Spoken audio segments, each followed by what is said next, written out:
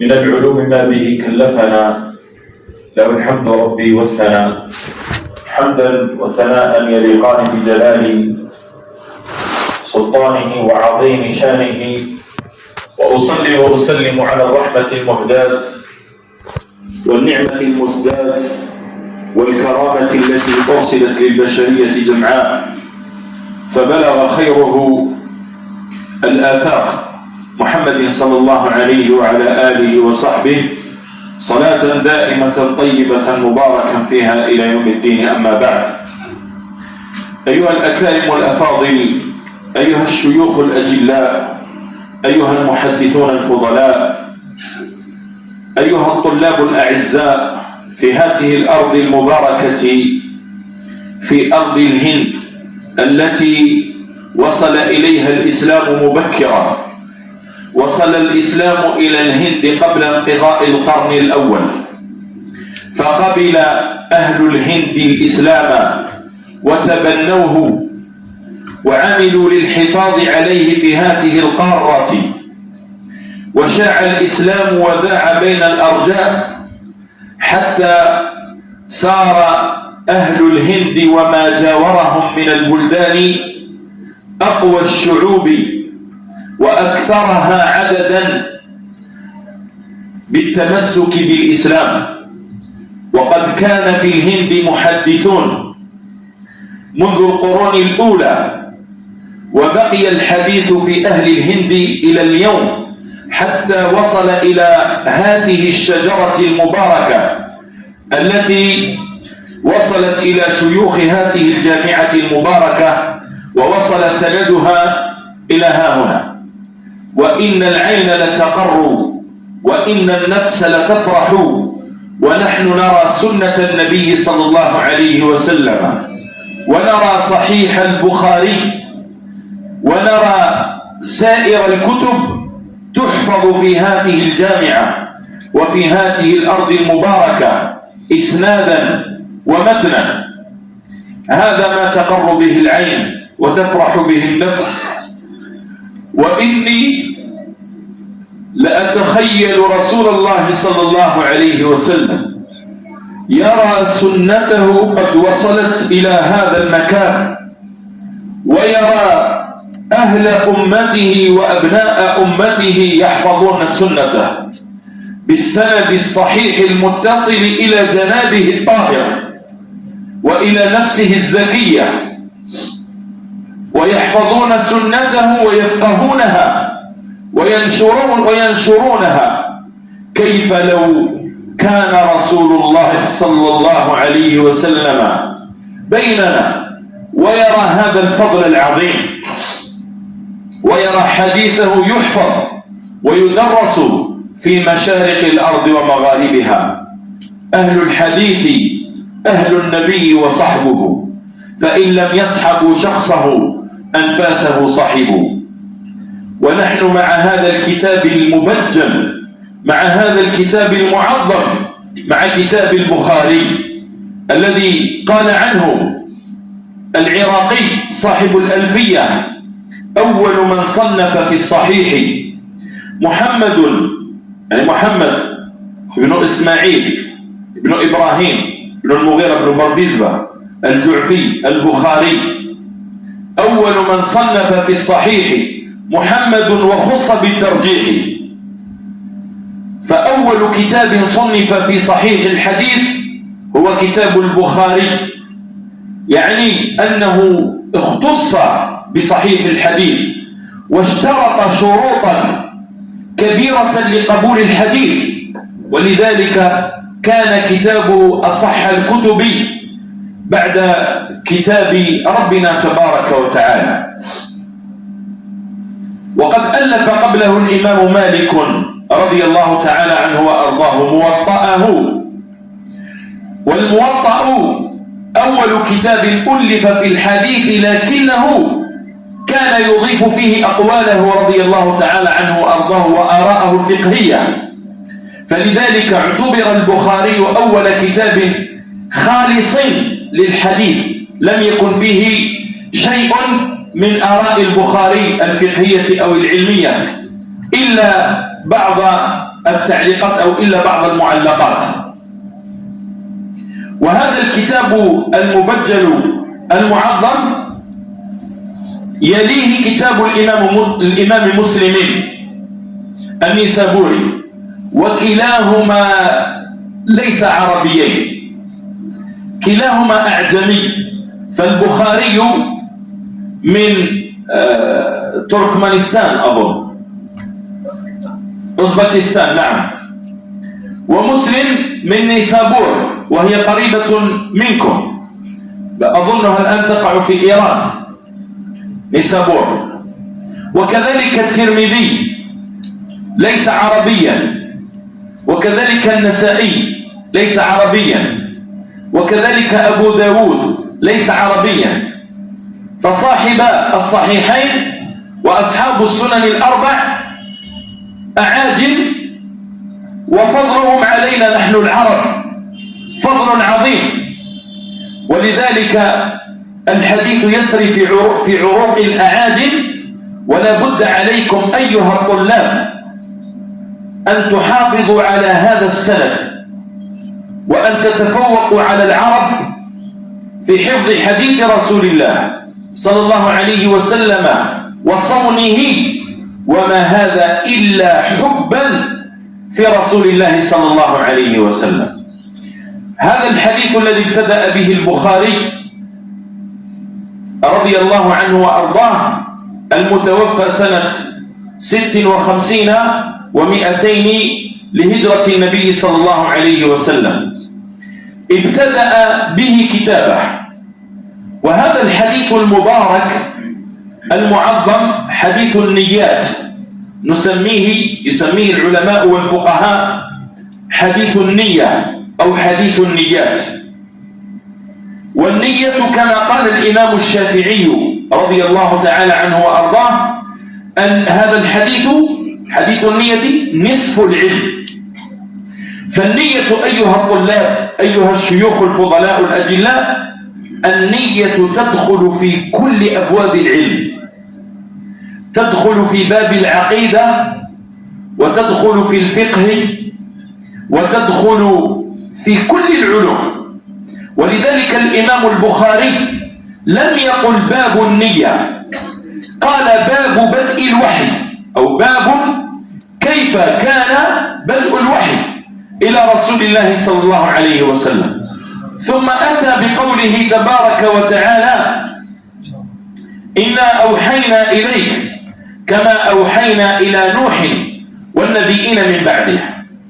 يقول الإمام أحد المفسرين أبو العالية الرياحي كما ذكر الإمام ابن حجر العسقلاني صاحب فتح الباري، يقول بأن الإمام البخاري ابتدأ بهذه الآية إنا أوحينا إليك كما أوحينا إلى نوح والنبيين من بعده. يقول بأن أول الوحي على النبيين وعلى نبينا محمد صلى الله عليه وسلم، أول الوحي هو الإخلاص والنية. اقرأ باسم ربك الذي خلق، هذا أول الوحي، أول ما نزل على رسول الله. اقرأ باسم ربك. والقراءة والعلم لا تكون إلا بالإخلاص. ولذلك من طلب العلم لغير الله، ومن طلب العلم بغير نية خالصة، كان علمه باطلا، وكان علمه حجة عليه وليس حجة له. فيجب على طالب العلم أولا أن يخلص النية لله تبارك وتعالى. يقول الإمام القسطلاني رحمه الله وهو من شراح البخاري: أقول لكم شيئا وأرجو من الشيخ أن يترجم هذا الكلام الذي سأقوله. أرجو أن تصور هذا الكلام. أقول لكم شيئا بأن أول من شرح صحيح البخاري هو عالم جزائري، ترجم مباشرة، أنا أتكلم وأنت تترجم. أيها الطلاب أرجوكم أن تسمعوا. أول من شرح صحيح البخاري هو عالم من بلدنا، عالم جزائري اسمه محمد بن نصر. تفضل.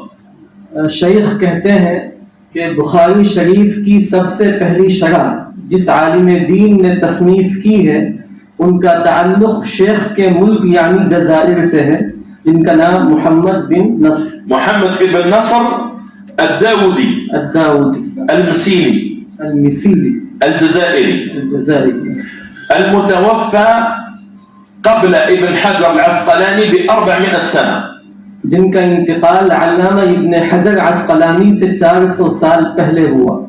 متوفى سنة 402 402 हिजरी में। نعم. والإمام ابن حجر العسقلاني في فتح الباري ينقل عنه كثيرا. अल्लामा इब्न हजर अस्कलानी के जिनको शारिह बुखारी के नाम से याद किया जाता है, उन्होंने अपनी किताब फतहुल बारी में उनके बहुत से अक़वाल को नक़ल किया। وكذلك القسطلاني ينقل عنه كثيرا.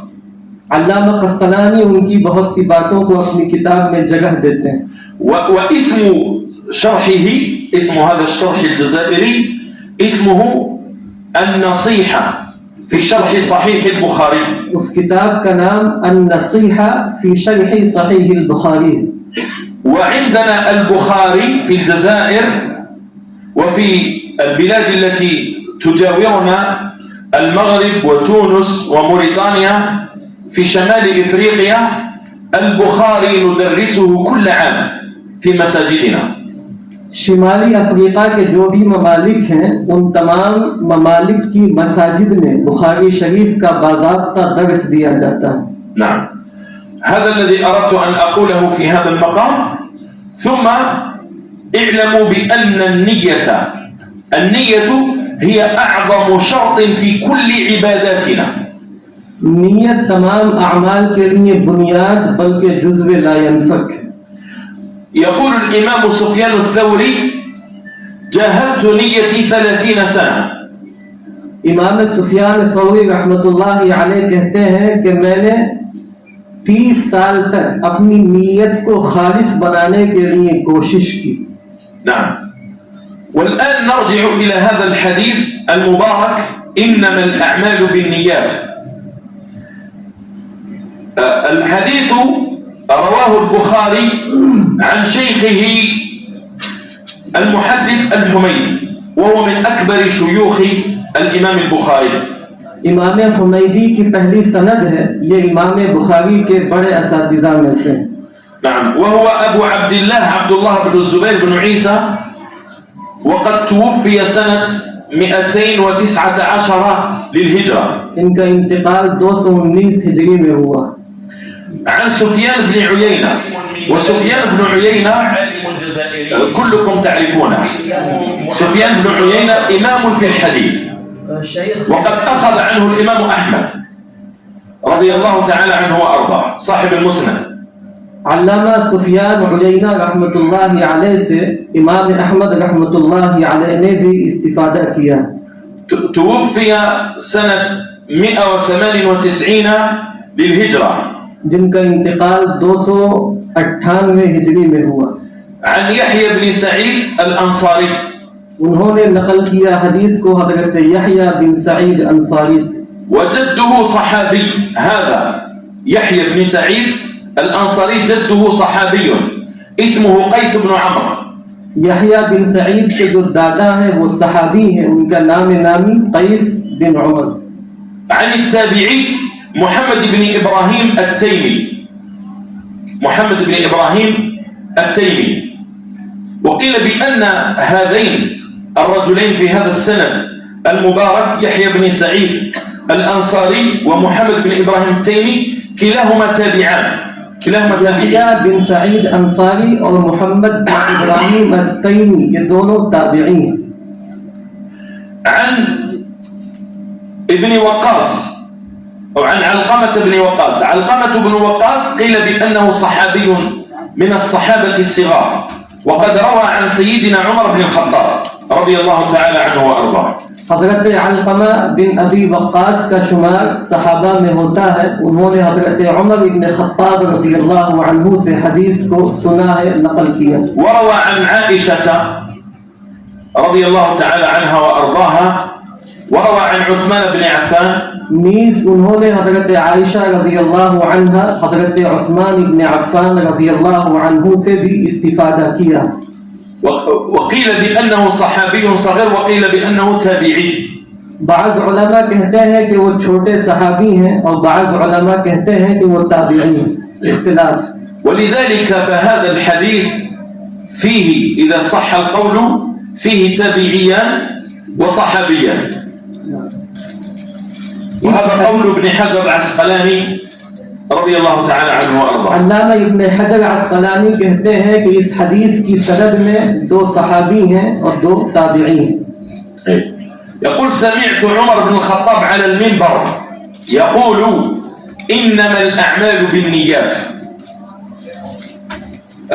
كلكم تحفظون هذا الحديث ونحن نرويه بسنده إلى سيدنا رسول الله صلى الله عليه وسلم. هذا الحديث فيه لفظ إنما الأعمال بالنيات وإنما لامرئ ما نوى، ونرويه برواية أخرى وبوجه آخر وإنما لكل امرئ ما نوى. فهذه زيادة موجودة عند الإمام مسلم رضي الله تعالى عنه وأرضاه. ومعظم العلماء كانوا يذكرون هذا الحديث في مقدمة كتبهم كالإمام النووي في الأربعين النووية